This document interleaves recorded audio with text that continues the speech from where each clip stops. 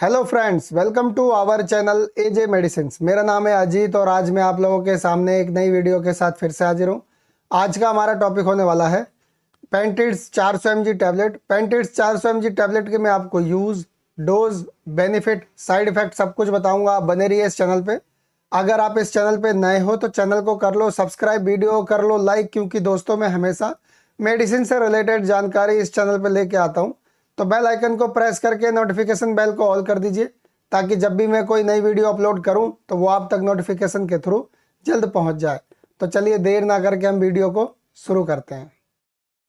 पेंटिड्स 400 mg tablet एक बहुत ही पुरानी और जानी मानी एंटीबायोटिक दवा है, जिसका इस्तेमाल मुख्य रूप से बैक्टीरिया के कारण होने वाले इन्फेक्शन के इलाज के लिए इसे यूज़ किया जाता है, जैसे कि फोड़ा या फुंसी या किसी प्रकार का घाव। इसके अलावा और किन किन प्रॉब्लम्स में इसे यूज़ किया जाता है मैं आगे इस वीडियो में आपको बताऊंगा, और ये भी बताऊंगा इसे लेने का सही तरीका, किन्हें लेना चाहिए किन्हें नहीं लेना चाहिए।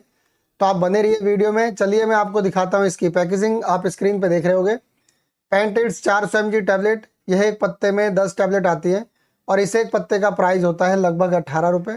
कंपनी इसे बनाती है एबट हेल्थ केयर और कॉम्पोजिशन इसके अंदर होता है पेनिसिलिन 4 लाख यूनिट्स। चलिए अब मैं बताता हूँ आपको किन किन कंडीशन में इसे यूज़ किया जाता है। दोस्तों, किसी को चोट लग गई हो, छिल गया हो बहुत ज़्यादा, उस कंडीशन में इसका इस्तेमाल किया जाता है। या फिर किसी को गले में किसी तरीके की दिक्कत हो या नाक में किसी तरीके की दिक्कत हो, फुंसी हो, फोड़ा हो, कोई भी दिक्कत हो, उस कंडीशन में इसका इस्तेमाल किया जाता है।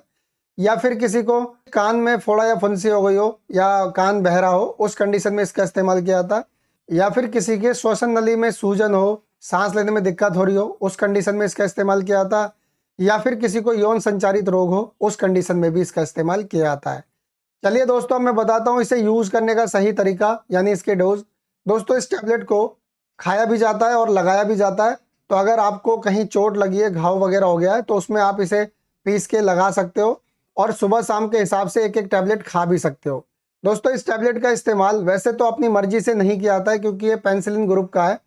इसके साइड इफ़ेक्ट भी बहुत ज़्यादा होते हैं। अगर साइड इफ़ेक्ट इसका होता है तो बहुत ज़्यादा दिक्कत हो जाती है। तो मैं आपको बता दूं, कभी भी ये दवा अगर आप यूज़ करना चाहते हो तो डॉक्टर की सलाह पे इस्तेमाल करो, और अगर आप बच्चे को देना चाहते हो तो बच्चे को भी डॉक्टर की सलाह के अनुसार ही दोगे। साथ साथ मैं आपको बता दूं, गर्भवती महिला को ये बिल्कुल नहीं देना है।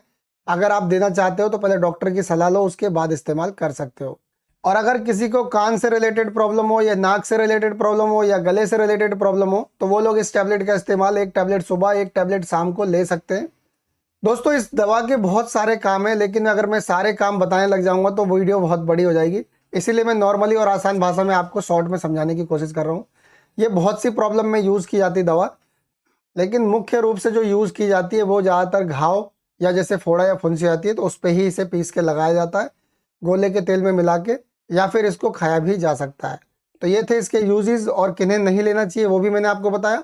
अब मैं आपको बताता हूँ इससे होने वाले बेनिफिट्स।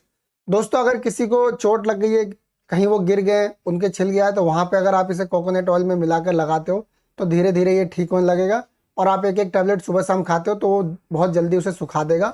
और अगर किसी को फोड़ा हो गया या घाव हो गया किसी प्रकार का, तो उसे भी ये ठीक कर देता है। साथ साथ मैं आपको बता दूँ, नाक या कान से रिलेटेड प्रॉब्लम हो किसी भी तरीके की, उसे भी ये ठीक कर देता है।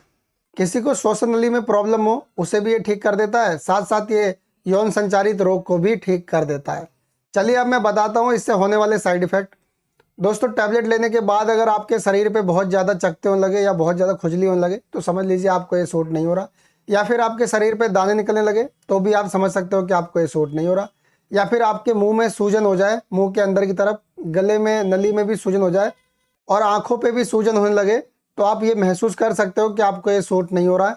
या फिर आपको चक्कर आने लगे तो भी आप समझ सकते हो कि आपको ये सूट नहीं हो रहा। या फिर आपको बहुत ज़्यादा उल्टी होने लगे तो भी आप समझ सकते हो कि आपको ये सूट नहीं हो रहा है। दोस्तों, मैं आपको बता दूं, कोई भी दवा यूज़ करने से पहले आप डॉक्टर की सलाह ज़रूर लें। डॉक्टर की सलाह के बिना कोई भी दवा यूज़ ना करें। आई होप कि आपको वीडियो पसंद आई होगी। शॉर्ट वीडियो लाने की कोशिश करता हूँ ताकि आप लोगों का समय बचा सकूँ, और आसान भाषा में वीडियो लाता हूँ ताकि सब तक पहुँच सकूँ। तो आज के लिए इतना ही। कल फिर मिलूंगा एक नई वीडियो में एक नई जानकारी के साथ। तब तक के लिए मुझे इजाज़त दीजिए। Good bye.